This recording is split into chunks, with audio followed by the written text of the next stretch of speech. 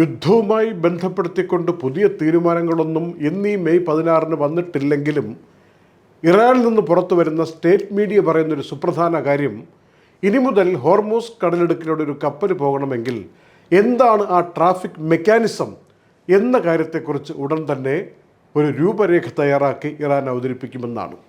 പ്രധാനമായിട്ട് അതിൽ പറയുന്നത്, ഏതാവശ്യത്തിന് കപ്പലുകൾ എങ്ങോട്ട് എന്തിനു പോകുന്നു എന്നൊക്കെ നോക്കിയിട്ട് ഒരു ഫീസ് ഈടാക്കുന്ന കാര്യത്തെക്കുറിച്ചാണ് രൂപരേഖ തയ്യാറാക്കാൻ പോകുന്നതെന്ന് ഇറാൻ പാർലമെൻറ്റിൻ്റെ നാഷണൽ സെക്യൂരിറ്റി കമ്മിറ്റിയുടെ അധ്യക്ഷൻ തന്നെ അറിയിച്ചിരിക്കുന്നതായിട്ടാണ് ഇറാൻ സ്റ്റേറ്റ് മീഡിയ പറയുന്നത്. ഇന്ത്യ, പാകിസ്ഥാൻ, ജപ്പാൻ, ചൈന അടക്കമുള്ള പല രാജ്യങ്ങളിലേക്കും വസ്തുവകകളുമായിട്ട് ഹോർമൂസ് കടലിടുക്ക് കടന്ന് കപ്പലുകൾ പോകുന്ന സാഹചര്യത്തിൽ എന്തുകൊണ്ട് യൂറോപ്യൻ കപ്പലുകൾക്ക് പോകാൻ പറ്റുന്നില്ല എന്ന സാഹചര്യം മുൻനിർത്തി പല യൂറോപ്യൻ രാജ്യങ്ങളും ഇറാനുമായി ഇപ്പോൾ സംഭാഷണം ആരംഭിച്ചിരിക്കുന്നു എന്ന മറ്റൊരു അറിയിപ്പും ഇറാനിൽ നിന്ന് വരികയാണ്. അമേരിക്കയുടെയും ഇറാൻ്റെയും യുദ്ധവിരാമത്തിനായുള്ള നിർദ്ദേശങ്ങൾ പരസ്പരം തള്ളിക്കളഞ്ഞിരിക്കുന്ന സാഹചര്യത്തിൽ പുതിയ എന്തെങ്കിലും ഡെവലപ്മെൻ്റ് വിഷയത്തിലുണ്ടോ എന്ന് പരിശോധിക്കാൻ ലോകം കാത്തിരിക്കുമ്പോൾ ഇന്നുണ്ടായൊരു സംഭവവികാസം, പാകിസ്ഥാൻ്റെ ആഭ്യന്തരമന്ത്രി ടെഹ്റാനിലെത്തി ഇറാൻ്റെ ആഭ്യന്തര മന്ത്രിയുമായിട്ട് ദീർഘനേരം സംസാരിച്ചു എന്നൊരു റിപ്പോർട്ട് വരുന്നുണ്ട്. അതിൽ പറയുന്നത് സർവത്ര കാര്യങ്ങളും സംസാരിച്ച വളരെ ഡീറ്റെയിൽഡ് ആയിട്ടുള്ളൊരു സംഭാഷണമായിരുന്നു, നിർണായകമായിരുന്നു എന്നൊക്കെ പറയുന്നുണ്ട്. ഇതിൻ്റെ കാര്യങ്ങളും പരിണിത ഫലവും പിന്നീടറിയാം എന്ന് മാത്രമേ ഇപ്പോൾ പറയാനാവൂ. ഇറാൻ്റെ വടക്ക് പടിഞ്ഞാറുള്ള വളരെ തന്ത്രപ്രധാനമായ ഒരു എൻജിൻ ഓയിൽ പ്ലാന്റിൽ തീപിടുത്തമുണ്ടായി എന്ന റിപ്പോർട്ട് വന്നിട്ടുണ്ട്. ഇതിൻ്റെ കാരണം എന്താണ് എന്നൊന്നും വ്യക്തമല്ല. ആർക്കും പരിക്കേറ്റതായും റിപ്പോർട്ടില്ല എന്നാണ് പറയുന്നത്. യുടെ മന്ത്രി ലെന നുസൈബ ഇന്ന് ഇൻ്റർനാഷണൽ മാരിടൈം ഓർഗനൈസേഷൻ്റെ സെക്രട്ടറി ജനറലുമായിട്ട് സംസാരിച്ചിട്ടുണ്ട്.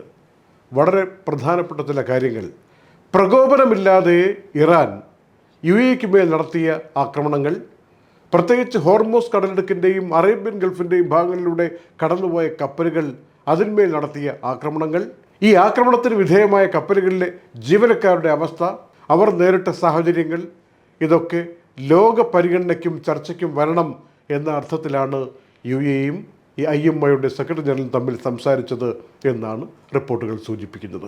ഇന്ന് വളരെ പ്രധാനപ്പെട്ട ഒരു phone call Russian president Vladimir പുടിൻ്റെ ഭാഗത്തു നിന്ന് യുഎഇയുടെ president his highness Sheikh Mohammed bin Zayed Al നഹ്യാന് ലഭിച്ചു. ദീർഘനേരം സംസാരിച്ചു. മേഖലയുടെ വിഷയങ്ങൾ, അന്തർദേശീയ വിഷയങ്ങൾ, റഷ്യയും യുഎഇയും തമ്മിലുള്ള ബന്ധങ്ങളിലെ ഊഷ്മളത, പരസ്പര സഹകരണത്തിൻ്റെ അടിസ്ഥാനത്തിലുള്ള കാര്യങ്ങൾ, ഇങ്ങനെ നിരവധി വിഷയങ്ങൾ ഈ ഒരു സംഭാഷണത്തിലുണ്ടായി എന്നും ഔദ്യോഗിക റിപ്പോർട്ടുകൾ പറയുകയാണ്. കുറേ ആഴ്ചകൾ കെട്ടിക്കിടന്ന ഇറാഖിൻ്റെ എണ്ണ അതിപ്പോൾ പല രാജ്യങ്ങളിലേക്കായി കപ്പലുകളിൽ ഇതാ കൊണ്ടുപോകാൻ തുടങ്ങിയിരിക്കുന്നു എന്ന് അറിയിപ്പ് വന്നിട്ടുണ്ട്. ഏപ്രിൽ മാസം മാത്രം, പ്രത്യേകിച്ച് അവസാനം 10 മില്യൺ ബാരൽ എണ്ണയെങ്കിലും ഇറാഖിൻ്റെ എണ്ണയായിട്ട് ഹോർമൂസ് കടന്ന് പല രാജ്യങ്ങളിലേക്ക് പോയിട്ടുണ്ടെന്നാണ് ഇപ്പോൾ ഇറാഖിൻ്റെ പുതിയ ഊർജ്ജ മന്ത്രി പറഞ്ഞിരിക്കുന്നൊരു കണക്ക്. ഇങ്ങനെയാണെങ്കിൽ പരമാവധി കപ്പാസിറ്റിയിൽ ഇറാഖ് എണ്ണ ഉൽപ്പാദനം വളരെ സീരിയസ് ആയിട്ട് തന്നെ മുന്നോട്ട് പോകുമെന്നും ഒരു ദിവസം 5 മില്യൺ ബാരൽ എണ്ണ ഉൽപ്പാദനത്തിൻ്റെ ശേഷിയുണ്ടെന്നും ആ ശേഷി സമ്പൂർണ്ണമായിട്ട് വിനിയോഗിക്കുമെന്നും ഇറാഖ് പറയുകയാണ്. അന്തർദേശീയ സംഘർഷഭരിതമായ കാര്യങ്ങളൊന്നും അല്ലാതെ ഒരു വിഷയം വന്നത് പ്രത്യേകം ശ്രദ്ധിക്കണം. നമ്മുടെ പഠിക്കുന്ന കുട്ടികൾ, CBSE കുട്ടികൾ 9ാം ക്ലാസ്സും 10ാം ക്ലാസ്സും ഈ 2026 ജൂലൈ 1 മുതൽ പുതിയൊരു പാഠ്യപദ്ധതി എന്നതുപോലെ പുതിയ സ്കീം അനുസരിച്ച് 3 ഭാഷകൾ നിർബന്ധമായും പഠിച്ചിരിക്കണം. അതിൽ 2 ഭാഷകൾ ഇന്ത്യൻ ഒറിജിൻ ഭാഷകൾ തന്നെയായിരിക്കണം. അപ്പോൾ 2026 ജൂലൈ 1 മുതൽ ഇത് പ്രാബല്യത്തിൽ വരും. 10ാം ക്ലാസ്സിലെ പരീക്ഷയ്ക്ക് 3ാമത്തെ ഭാഷയ്ക്ക് ബോർഡ് എക്സാം ഉണ്ടാകില്ല എന്ന കാര്യം അറിയിച്ചിട്ടുണ്ട്. ഇൻറ്റേർണൽ അസസ്മെൻറ്റ് വഴിയായിരിക്കും 3ാമത്തെ ഭാഷയുടെ കാര്യത്തിൽ ബോർഡ് എക്സാമിൻ്റെ തീരുമാനം ഉണ്ടാവുക എന്നും പറഞ്ഞിട്ടുണ്ട്. Night updates supported by Hashim Hypermarket, Kalyan Jewellers, Lulu, Arin Bakers, eLessons.net, Fira Foods, Dhanvantari Ayurveda, Al-Suud Cargo, Gold Star Rent-A-Car, Dr. Rasina's Ayurvedic Clinic, Ain Golden Diamonds, Choco World, Vintage Lux Real Estate, Partha Signature Abu Shagara Sharjah.